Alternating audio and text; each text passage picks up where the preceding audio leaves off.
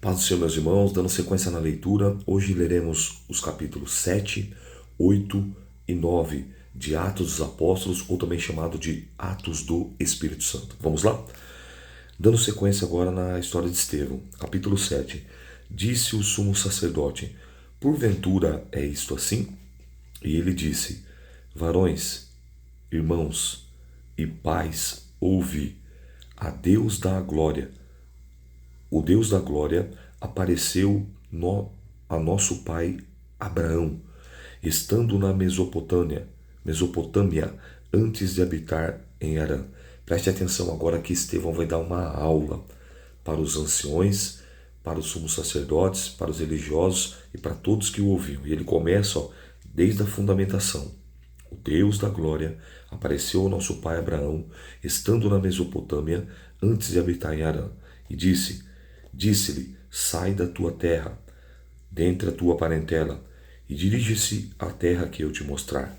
Então saiu da terra dos caldeus e habitou em Harã, e dali depois seu pai faleceu, Deus o trouxe para as terras que habitais agora, e não lhe deu nela herança, nem ainda o espaço de pé, mas prometeu que lhe daria posse dela, e depois dele a sua descendência, não tendo filho. E falou Deus assim, que a sua descendência seria peregrina em terra alheia, e sujeitariam à escravidão, e a maltratariam por 400 anos. E eu lhe julgarei a nação que os tiver escravizado, disse Deus, e depois disso sairão e me servirão neste lugar. E deu-lhe o pacto da circuncisão, ou seja, aliança. E assim gerou Isaque, e o circuncidou ao 8º dia. E Isaque a Jacó, e Jacó aos 12 patriarcas. E os patriarcas, movidos de inveja, venderam a José para o Egito, mas Deus era com ele, e livrou-o de todas as suas tribulações, e lhe deu graça e sabedoria ante a Faraó, rei do Egito, que o constituiu governador sobre o Egito e toda a sua casa. Sobreveio então a todo o país do Egito e Canaã fome e grande tribulação, e os nossos pais não achavam alimentos. Mas, tendo ouvido Jacó que no Egito havia trigo, enviou ali os nossos pais a primeira vez. E na segunda vez foi José conhecido dos seus irmãos, e da sua linhagem foi manifesta a Faraó. E José mandou chamar seu pai, Jacó, e toda a sua parentela, que era 75 almas. E Jacó desceu ao Egito e morreu ele e os nossos pais. E foram transportados para Siquém e depositados na sepultura de Abraão. Comprara por certa soma de dinheiro aos filhos de Hermon, pai de Siquém. Aproximando-se, porém, o tempo da promessa de Deus, que Deus tinha feito a Abraão, o povo cresceu e se multiplicou no Egito, até que se levantou outro rei que não conhecia José, e, usando de astúcia contra a nossa linhagem, maltratou nossos pais, ao ponto de fazer enjeitar as suas crianças, para que não se multiplicassem. Nesse tempo nasceu Moisés, e era muito formoso, e foi criado 3 meses na casa do seu pai. Sendo enjeitado, tomou a filha de Faraó e o criou como seu filho. E Moisés foi instruído em toda a ciência do egípcio e era poderoso em suas palavras e obras. E quando completou a idade de 40 anos, veio-lhe o coração visitar os seus irmãos, filhos de Israel. E vendo-o maltratando um deles, o defendeu e vingou o ofendido, matando o egípcio. E ele cuidava que os seus irmãos entenderiam que Deus lhe havia de dar a liberdade pela sua mão. Mas eles não entenderam. E no dia seguinte, pelejando eles, foi visto, e quis levá-lo à paz, dizendo, varões, sois irmãos, por que vós agravais um ao outro? E o que ofendia o seu próximo o repeliu, dizendo, quem te constituiu príncipe e juiz sobre nós? Queres tu matar-me como mataste ontem o egípcio? E esta palavra ele fugiu. Fugiu Moisés e esteve como estrangeiro na terra de Midian, onde gerou 2 filhos. E completados os 40 anos, apareceu-lhe o anjo do Senhor no deserto, no monte Sinai, numa chama de fogo de um sarçal ou uma sarça. Então Moisés, quando viu isso, se maravilhou da visão, e aproximando-se para observar, foi-lhe dirigida a voz do Senhor, dizendo: Eu sou o Deus de teus pais, Deus de Abraão, Deus de Isaque, Deus de Jacó. E Moisés, todo trêmulo, não ousava olhar. E disse-lhe o Senhor: Tira as alparcas dos teus pés, porque o lugar que estás é terra santa. Tendo visto atentamente a aflição a aflição do meu povo, que está no Egito, e ouvi os seus gemidos, e desci a livrá-los. Agora, pois, vem, enviar-te-ei ao Egito, a este Moisés, o qual havia negado, dizendo: Quem te constituiu príncipe e juiz? E este enviou Deus como príncipe e libertador pela mão do anjo que lhe aparecera na sarça ardente, ou no sarçal. Foi este que conduziu para fora, fazendo prodígios e sinais na terra do Egito e no Mar Vermelho, e no deserto por 40 anos. Este é aquele Moisés que disse aos filhos de Israel: O Senhor vosso Deus vos levantará dentre os vossos irmãos um profeta como eu, e a ele ouvireis.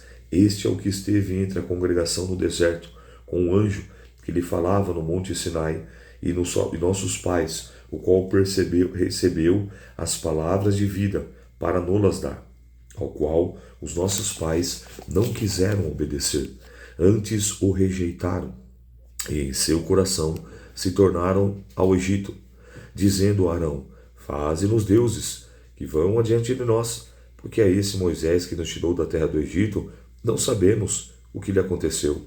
E naqueles dias fizeram um bezerro, e ofereceram sacrifício ao ídolo, e se alegraram nas obras das suas mãos. Mas Deus se afastou e os abandonou, que assim servissem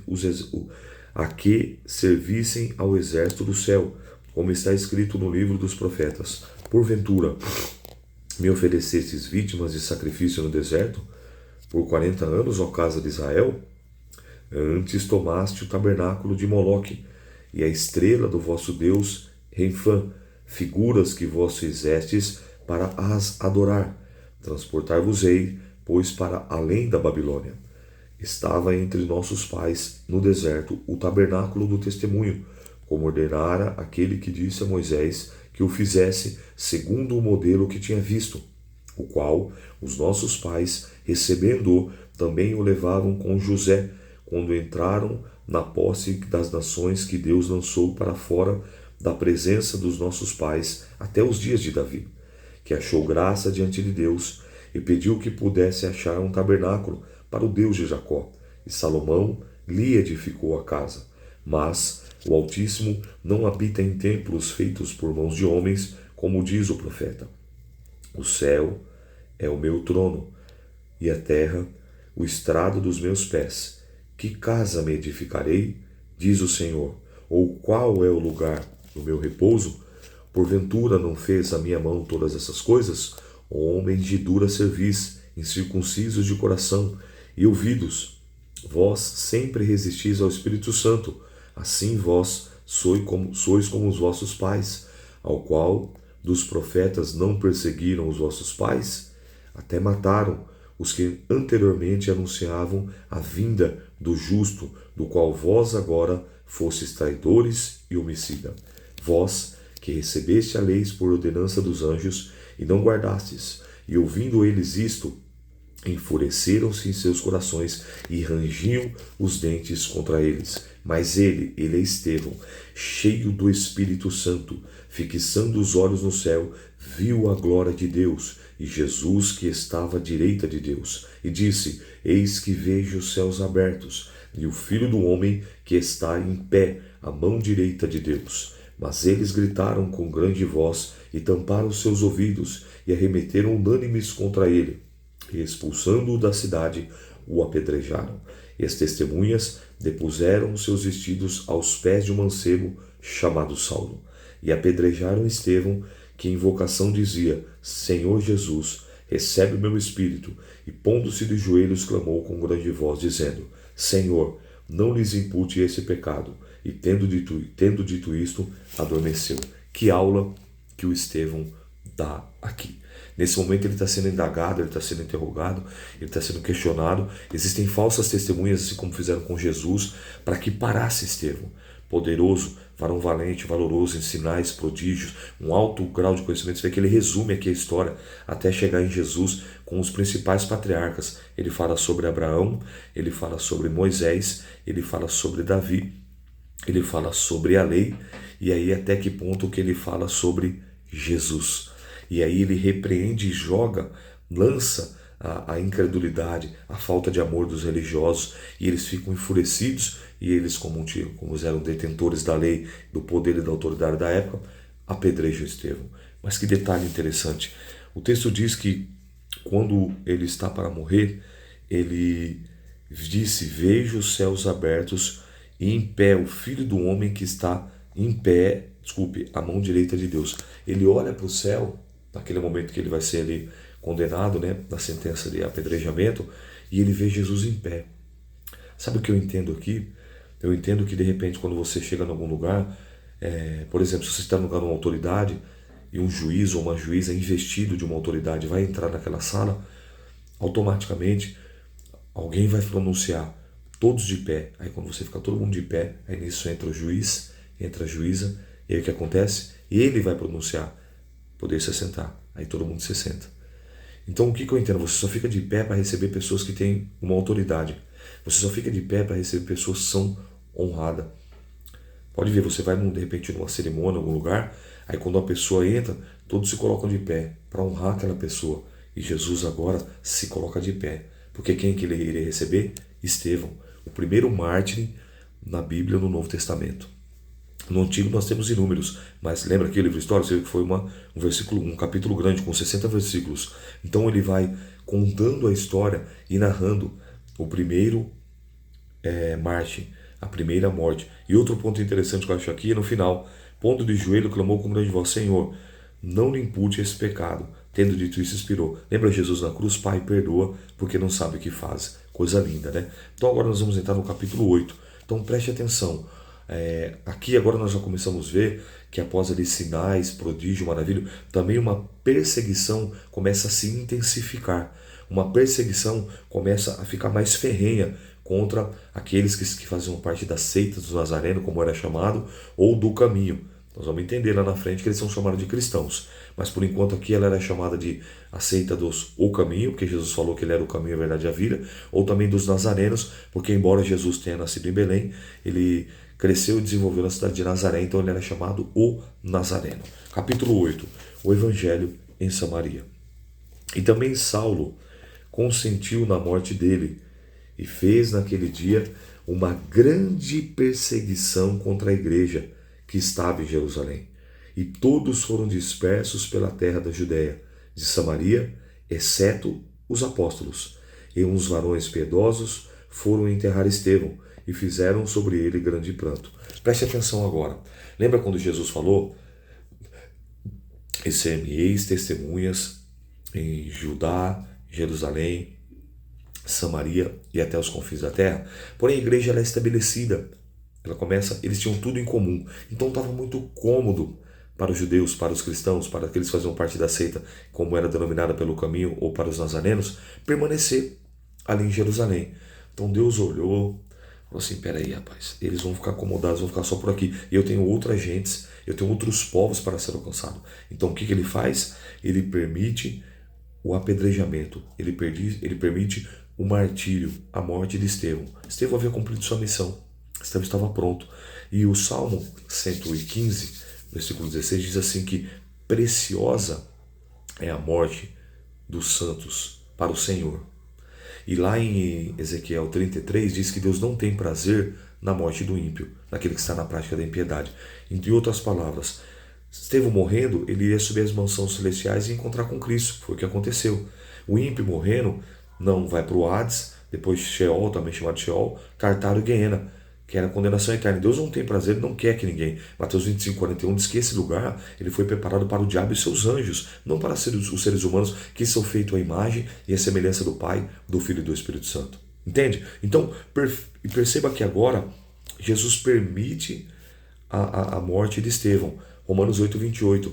todas as coisas cooperam para o bem daqueles que amam a Deus e são chamados segundo o seu propósito ou segundo o seu decreto. Então essa morte faz com que o povo comece a se dispersar. Olha aqui, ó. Uma grande perseguição contra a igreja, capítulo 8, estava em Jerusalém e todos foram dispersos pelas terras da Judéia, Samaria. Só os apóstolos permaneceram. E uns varões piedosos foram enterrar Estevão e foram e fizeram grande pranto sobre ele. Versículo 31. Saulo assolava a igreja, entrando pelas casas, arrastando homens e mulheres e os encerrava na prisão. Mas os que andavam dispersos iam por toda parte anunciando a palavra, e descendo Felipe à cidade de Samaria, lhe pregava a Cristo. Olha que interessante, uma situação contrária teve a acontecer, um mal teve a acontecer, para quê? Para que eles saíssem, saindo da zona do conforto para a zona do confronto. Então a fala hoje que você vai marcar lá é essa aí, ó, saindo da zona do conforto para a zona de confronto, ok? Saindo da zona do conforto para a zona de confronto. Foi isso que aconteceu. Eles começaram agora a ir para a zona de confronto. E aí o texto diz, ó, olha que tremendo, ó. Isso é muito forte, ó, versículo 4. Ó. Mas os que andavam dispersos iam por toda parte anunciando a palavra. Então a pergunta é, se Estevão não tivesse morrido, esses homens iam por toda parte pregar a palavra? Se Estevão não tivesse sido apedrejado, esses homens iriam por toda parte, como o texto diz aqui, que eles foram dispersos para a Judéia, Samaria e as outras regiões? A resposta é não. Então você começa a entender aí, porque tem momentos que Deus permite algumas situações adversas, algumas situações contrárias a de vir, sobrevir sobre as nossas vidas, em algumas áreas, porque Ele quer que nós saiamos da zona de conforto e nós vamos para o plano divino, para a zona do confronto. A ordem do Senhor é para ir e não para ficar. Lembra? Ide, mas eles queriam ficar. Não é ficai, é ide. Eles ficaram um período. Ó, vocês ficam até que do alto vocês sejam revestidos de poder. Depois, vaza, caminha, anda, avançam. Mas não, então Deus permitiu uma situação. Então quem sabe, você que está fazendo essa leitura comigo aí, esteja passando ou enfrentando alguma situação que você não esteja entendendo nada, adversa em alguma área, algum aspecto. Então que esse texto hoje possa levar você a refletir e entender, a você se interiorizar, olhar para dentro de si mesmo. E peraí, será que eu estou fazendo o que Deus me chamou para eu fazer? Será que de fato eu estou cumprindo com amor, com esmero, com excelência e obediência a minha vocação? Peraí, deixa eu colocar as coisas no centro aqui novamente. Deixa eu tirar o homem do centro, deixa eu tirar o ter do centro, deixa eu colocar Deus no centro, Cristo no centro, e aí eu cumpri o meu chamado. Entende? E aí olha aqui o resultado. E as multidões unanimemente prestavam atenção ao que Felipe lhe dizia, porque ouviam e viam sinais que ele fazia, pois que os espíritos imundos saíam de muitos, e os que tinham clamado em alta voz, e muitos paralíticos e coxos eram curados, e havia grande alegria naquela cidade. E estava ali um certo homem chamado Simão, que anteriormente exercia naquela cidade a arte mágica, e tinha iludido a gente de Samaria, dizendo que era um grande personagem, ao qual todos atendiam, desde um menor ao maior, dizendo, este é a grande virtude de Deus. E atendiam a ele, porque desde muito tempo já havia iludido com artes mágicas. Mas como crescem em Filipe, que lhe pregava acerca do reino de Deus, e em nome de Jesus Cristo se batizavam, tanto homens como mulheres, creu até o próprio Simão. E sendo batizado, ficou de contínuo com Filipe, e vendo os sinais e as grandes maravilhas que se faziam, estava atônito. E os apóstolos, pois que estavam em Jerusalém, ouvindo que Samaria recebera a palavra de Deus, enviaram para lá Pedro e João, os quais, tendo descido, oraram por eles para que recebessem o Espírito Santo. Então preste atenção. Se o Estevão não tivesse morrido, Felipe não teria saído de Jerusalém. Mas Felipe sai e vai para Samaria. Lembra em João 4 que os samaritanos não conversavam com os judeus não com os samaritanos?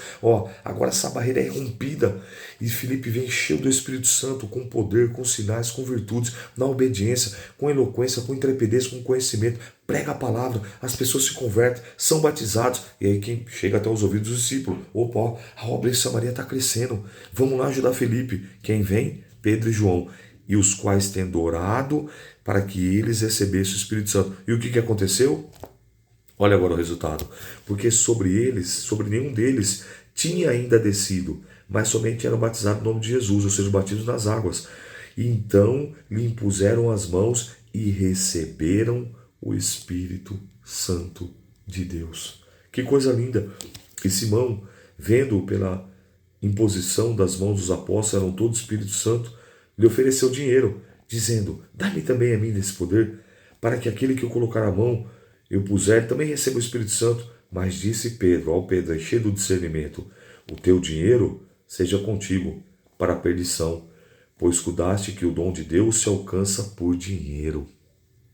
Tu não tens parte nem sorte nessa palavra, porque o teu coração não é reto diante de Deus. Arrepende-te, pois, desta tua iniquidade, e ora a Deus, para que, porventura, te seja perdoado o pensamento do teu coração. Pois vejo que está em fel de amargura e em laço de iniquidade. Respondendo, porém, Simão disse: orai vós por mim ao Senhor, para que nada do que disseste venha sobre mim. Tendo eles, pois, testificado, falaram da palavra do Senhor e voltaram para Jerusalém. E muitas das aldeias dos samaritanos anunciavam o Evangelho. Está vendo aí o propósito de Deus? Como a nossa visão é limitada, vem alguma coisa ruim, a gente já murmura. Acontece alguma adversidade, a gente já questiona. Acontece algum imprevisto, somos pegos de surpresa, pronto. Meu irmão, minha irmã, lembre-se, nós temos que ter duas visões. A visão humana, do globo ocular, e a visão espiritual. Precisamos ter a visão espiritual e entender que se tudo aquilo não tivesse acontecido, se aquele mal não tivesse vindo sobre Estevão, o Evangelho não teria tomado essa proporção, não teria alcançado essa dimensão. Eles romperam e agora muitas vidas estão sendo alcançadas, muitas vidas estão ouvindo a palavra, muitas vidas estão sendo batizadas, muitas vidas estão recebendo o Espírito Santo. E olha que detalhe, imagine aqui, agora Filipe está pregando para multidões. Olha como Deus é tremendo. Preste atenção agora. Filipe e o eunuco, capítulo 26, versículo 26 do capítulo 8. E o anjo do Senhor falou a Filipe, dizendo: levanta-te, vai para a banda do sul, ao caminho que desce a Jerusalém para Gaza, que está deserta. Olha que loucura, imagina Filipe, se ele questionasse a Deus: Senhor, mas eu estou aqui no meio da multidão, a obra está dando certo, as almas estão aceitando Jesus, as almas estão recebendo o Senhor, estão sendo batizadas no Espírito Santo. Vai para onde eu estou te mandando. Ele não questionou, ele simplesmente foi. E o texto diz, é lá onde estava tendo a guerra lá, ó, região de Gaza, que está deserta. Olha a obediência. E levantando-se ele foi. E eis que um homem etíope, eunuco, mordomo de Candace, a rainha dos etíopes, da qual ele era superintendente de todos os seus tesouros e tinha ido a Jerusalém para adoração. Regressava e, assentado no seu carro, lia o profeta Isaías, e disse o Espírito a Felipe: chega-te e ajunta esse carro. E correndo Felipe, ouviu que lia o profeta Isaías, e disse: entendes tu o que lê? E ele disse: como podereis entender se alguém não me ensinar? Está vendo a importância do ensino? E olha que coisa interessante. Felipe está correndo. Ele está correndo atrás. Imagina uma carruagem aí. Imagina uma charrete. Está indo lá. E o Felipe vem correndo atrás e ele ouve. Oh, você está entendendo o que você está lendo? Você imagina essa cena? Ele está correndo. Você está imaginando aí? Ei, você entende o que você está lendo? Aí o rapaz fala assim: mas como é que eu vou entender se eu não tenho ninguém para me ensinar? Aí ele diz assim, ó: e como disse, poderei entender se eu não tenho ninguém para me ensinar? E rogou a Filipe que subisse com ele no carro. Ele sobe. Aí agora ele se assenta. E o lugar da escritura que lia era este: foi levado como ovelha para o matadouro. E como estava mudo como um cordeiro diante do que tosqueia, assim não abriu a boca. Isaías 53. Ele estava lendo, mas ele não estava entendendo. E ele diz assim, ó: na sua humilhação foi tirado o seu julgamento.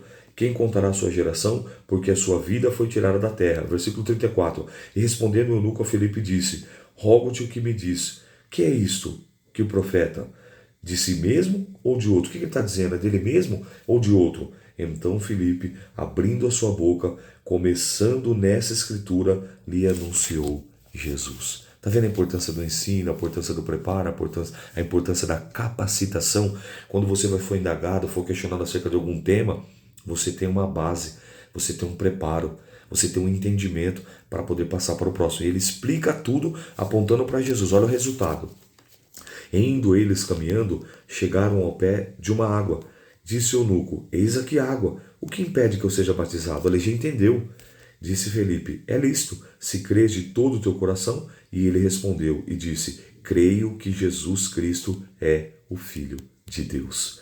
E mandou parar o carro, e desceram ambos a água, tanto Felipe como o eunuco, e o batizou. Enquanto saíram da água, o Espírito do Senhor arrebatou a Felipe, e não viu mais o eunuco, e jubiloso continuou o seu caminho. E Felipe achou-se em Azoto, e indo, passando, anunciava o evangelho em todas as cidades, até que chegou a Cesareia. Existem duas histórias interessantes, que através desse etíope, o evangelho entrou na África.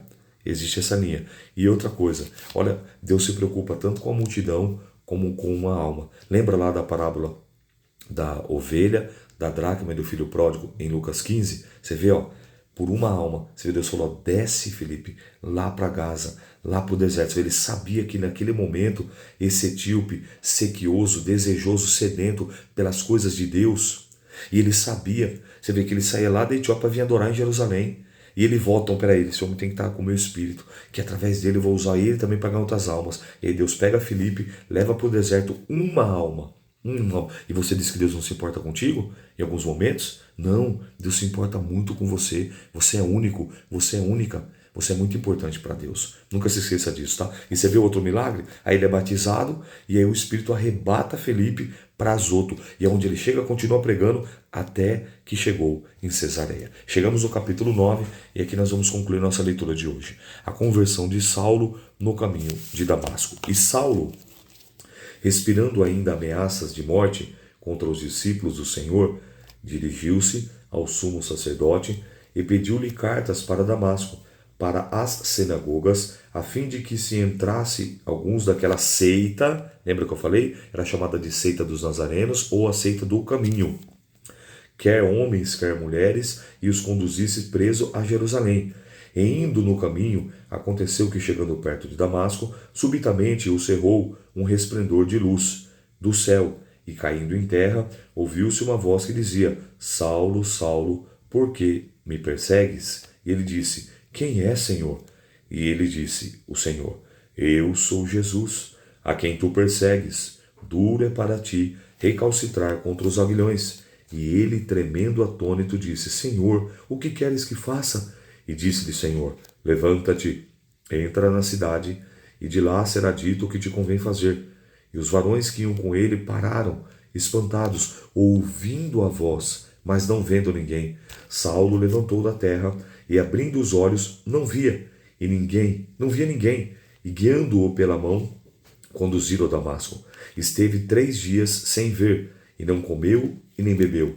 E havia em Damasco um certo discípulo chamado Ananias, e disse-lhe o Senhor em visão: Ananias? E ele respondeu: eis-me aqui, Senhor. E disse o Senhor: levanta-te, vai à rua chamada direita, e pergunta à casa de Judas por um homem chamado Tarso, um homem de Tarso chamado Saulo, pois eis que está orando. Numa visão, viu que entrava um homem chamado Ananias, e punha sobre ele as mãos, que tornasse a ver. Respondeu Ananias: Senhor, muito ouvi acerca desse homem, quantos males tem feito aos teus santos em Jerusalém, e aqui tem poder dos principais dos sacerdotes para prender todos os que invocam o teu nome. Ao contrário de Filipe, Ananias já questiona. Ananias agora já mostra o lado humano. Tem momento que nós vamos ter medo? Vamos. Davi teve medo quando enfrentou o gigante? Teve. Moisés teve medo quando se deparou com o Mar Vermelho, atrás do faraó e não tinha problema? Teve. Todo momento que nós vamos ter medo. É natural. Nós somos seres humanos. O medo faz parte do nosso sentimento. Agora Ananias apresenta o seu medo diante de Deus. Ele fala: Senhor, eu tenho ouvido falar desse homem, os males que ele tem feito em Jerusalém. Em outras palavras, ele matou Estevão, ele lança na prisão, homem e mulher, esse homem é cruel. Mas olha agora o versículo de número 15, a resposta de Deus para Ananias. Disse-lhe, porém, o Senhor: vai, em outras palavras, vai com medo mesmo, é eu que estou mandando. Este é para mim um vaso escolhido, para levar o meu nome diante dos gentios e dos reis e dos filhos de Israel. E eu lhe mostrarei quanto deve padecer pelo meu nome. E Ananias foi com medo mesmo.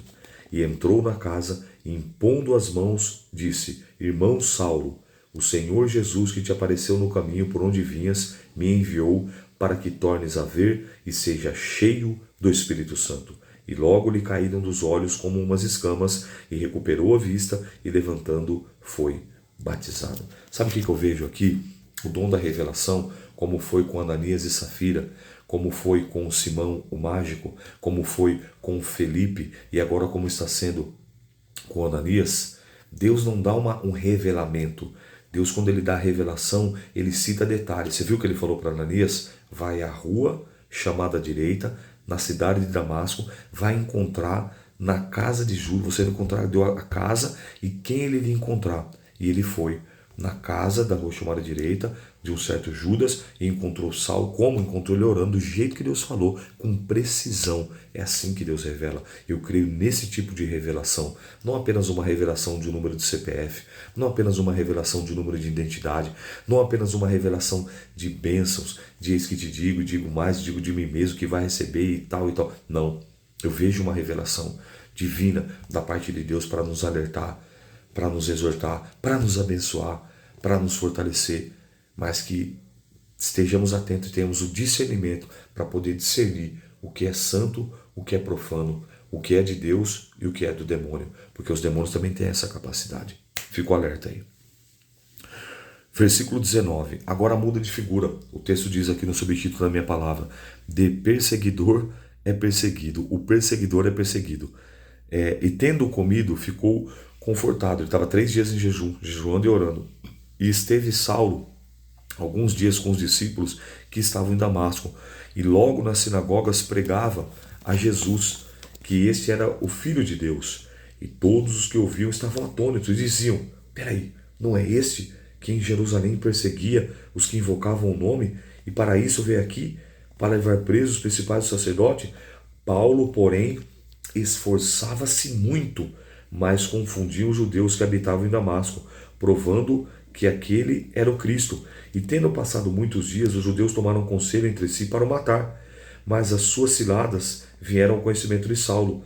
E como eles guardavam as portas, tanto de dia como de noite, para poder tirarem a vida, tomando de noite os discípulos, desceram dentro de um cesto pelo muro. E quando Saulo chegou em Jerusalém, procurou juntar seus discípulos, mas logo todos temiam, não crendo que fosse discípulo. Então o que aconteceu? Eles acharam que era uma estratégia de Paulo. Era uma estratégia de Saulo para quê? Saber onde eles se reuniam, conhecer quem era quem, depois vir pegar, prender, matar. Então eles não acreditavam. Porém, teve alguns que creram. E aí eles tentaram matar. Aí ele desce pelo cesto. Quando ele chega em Jerusalém, não teve aceitação. Foi rejeitado por conta do passado. Mas sempre tem os remanescentes. Então, Barnabé, lembra Barnabé? Filho da consolação, tomando consigo, os trouxe aos apóstolos e lhes contou no caminho que ele vira o Senhor. Ele falara como ele em Damasco, e falara ousadamente em nome de Jesus, e andava com ele em Jerusalém, entrando e saindo, e falava ousadamente do nome de Jesus. Falava, disputava também contra os gregos, mas eles procuravam matá-lo. Sabendo, porém, os irmãos acompanharam até Cesareia e os enviaram a Tarso. Assim, pois as igrejas em toda a Judéia e Galiléia e Samaria tinham paz, e eram edificadas e se multiplicavam, andando no temor do Senhor e na consolação do Espírito Santo. Aí agora Paulo começa a caminhar com Barnabé. E você vê como ele era como a perseguição era tremenda. Assim as igrejas da Judéia, da Galiléia e da Samaria tinham paz, e eram edificadas e se multiplicavam, andando no temor do Senhor e na consolação do Espírito Santo. Você vê que a perseguição era ferrenha. E agora vai acontecer algo tremendo aqui. A cura de Enéas e a ressurreição de Tabita. Aconteceu que, passando Pedro por toda parte, veio também aos santos que habitavam em Lídia. E achou ali um certo homem chamado Enéas, jazendo numa cama havia 8 anos, o qual era paralítico. E disse-lhe Pedro: Enéas, Jesus Cristo te dá saúde. Levanta-te e faze a tua cama. E logo ele se levantou.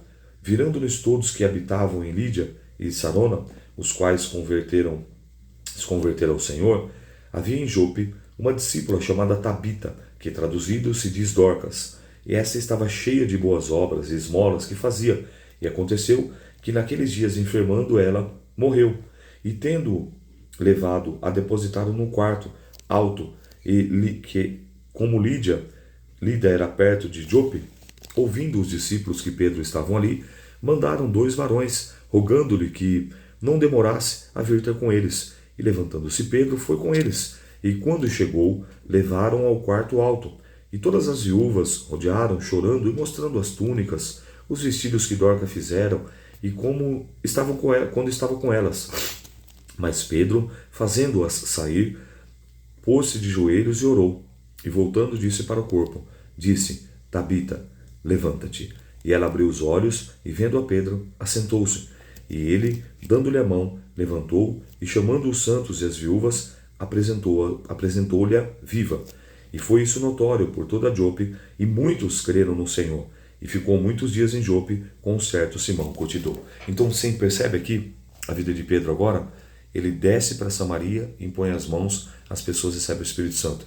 Ele passa a sua sombra, as pessoas procuram colocar que eles eram curados e libertos. E agora ele chega ao ápice do seu ministério. Capítulo de número 9, quando ele chega na cidade chamada Jope, ele vai, encontra-se, depara-se com Tabita, chamada de Dorcas, morta. Ele ora por ela, se ajoelha e ora, e ela é ressuscitada. Que coisa linda, né?